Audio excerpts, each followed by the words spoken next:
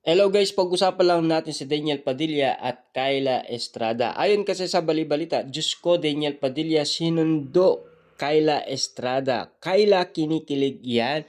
Ayon sa karagdagan balibalita, may nakakita nga sa kanila sa Rockwell. Sinundo ni Daniel Padilla si Kyla Estrada, hindi na picturan. Si DJ kasi di na bumaba, bigla na lang sumakay si Kyla. Kaya yung likod na lang ng car yung nakunan. And based sa photo kay Daniel nga raw. Second time na may nakakita sa kanila, una yung movie date night with EG Boy na yung suot ni Kyla na hoodie ay same sa hoodie ni DJ na di na raw nakita ulit na suot.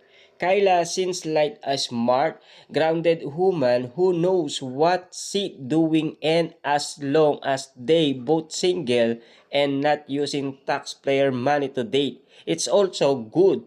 Sana si Kyla yung GF at wag nang maling si DJ kay Maris Racal. People change, walang love team, walang pressure from the management, and since like napaka-confident ni Kyla as a woman, iba yung DJ nung panahon nila ni Catherine Bernardo. Iba yung DJ ngayon. If the chika is true, I wish them well. Okay, if sila di sila no big deal. I ship them so hard. Yung mga backstage clip nila, ang positive lang ng energy nilang dalawa kapag magkasama, hopefully. DJ, ingatan mo si Kyla Estrada. Yan kasi ang mga may init na balita patungkol umano kina Kyla Estrada at Daniel Padilla na sinasabing nagkita daw. At nalaman din natin na sinasabi ng bali-balita, sinundo daw ni Daniel Padilla. Kaso nga lang, di na bumaba daw si Daniel Padilla, nakita na lang na sumakay itong si Kyla Estrada. At lalong-lalo na, yung second time nakita pa rin sila, yung movie date night. Suot ni Daniel Padilla daw, yung hoodie at same sa hoodie ni Kyla Estrada. Ibig sabihin nun, parehas na silang nagsusuot at lalong-lalo na yung hoodie ay same daw ito kay Kyla Estrada na dating suot ni Daniel Padilla na madalas napapag-usapan sa social media kaya pinagkakaguluhan itong dalawang ito at sinasabing magjowa na daw silang dalawa. Ayon sa balibalita, yan din kasi ang paliwanag sa atin ni Ogie Diaz. Pero hanggang ngayon kasi wala pa naman matinding resibo. Kasi ang sinasabi naman kasi ng iba, at least hindi naman sila nagtatago ng lihim nila. At least nilalantad daw nila ang kanilang relasyon. Hindi daw tulad nung isa, tago ng tago. Hanggang ngayon, wala pang resibo at wala pang makakapagsasabi kung totoo nga ba yung bali-balita or scripted lamang daw. Pero ang lahat ng katanungan kasi ng karamihan, hanggang ngayon kasi patindi ng patindi umano ang bardagulan ng fans ni Kyla Estrada at Katniel fans, 'di ba? Daniel Padilla sumuko na daw kay Catherine Bernardo. Na alam niyo naman siguro, kung sakasakaling meron pang paramdam ang dalawang ito, maniniwala at maniniwala pa rin ang mga solid fans Katniel. Kasi alam niyo naman, 'di ba, na talagang kitang-kita niyo naman kasi lahat ng mga nangyayari. 2023, nagkita pa ang dalawa, lalong-lalo na nagsayaw pa yan at lalong-lalo nagkita pa rin sila sa Christmas special tapos sinalikan pa ni Catherine Bernardo si Daniel Padilla. 2024, tuloy-tuloy pa rin ang panunuyo ni Daniel Padilla. Kaso nga lang kasi si Catherine Bernardo matigas na daw talaga ang kanyang ulo at ayaw niya nang tanggapin si Daniel Padilla. Kasi masakit nga naman yun para kay Catherine Bernardo, di ba? At lalong-lalo na sumuko na ito dahil nasasakal na daw ito ayon sa mga bali-balita dahil sunod-sunuran na lang kay Daniel Padilla. Kasi alos naman nakikinig naman si Catherine Bernardo kay Daniel Padilla.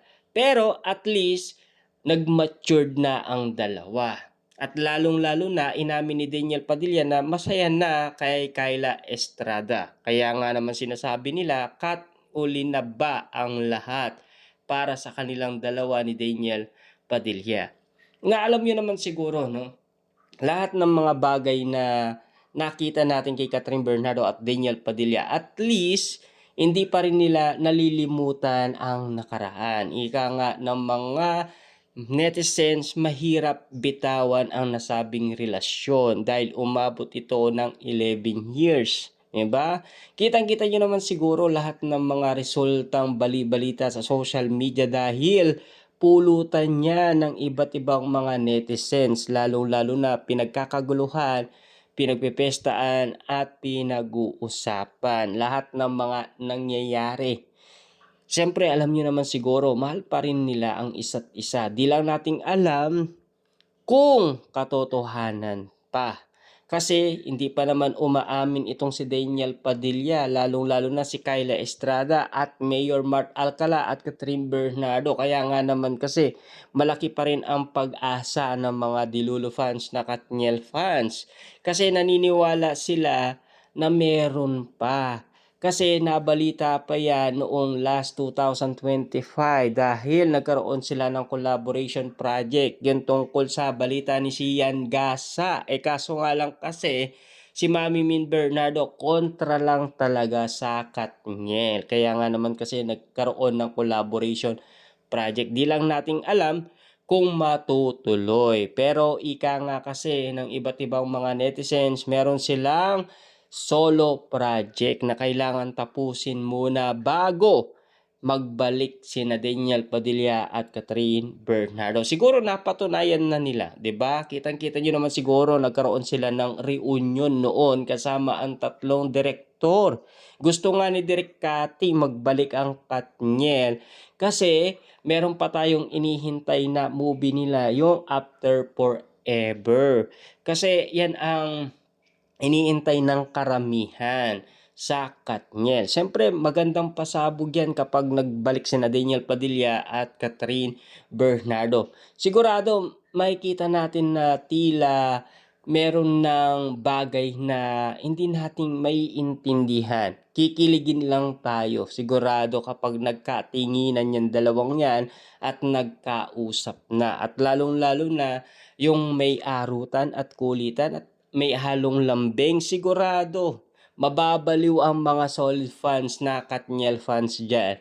Grabe. Hanggang ngayon kasi baliw na baliw sila kahit na iwalay pa sina Daniel Padilla at Catherine Bernardo. Kitang-kita naman lahat kasi ay napapag-usapan sa social media. Talagang bardagulan, 'di ba?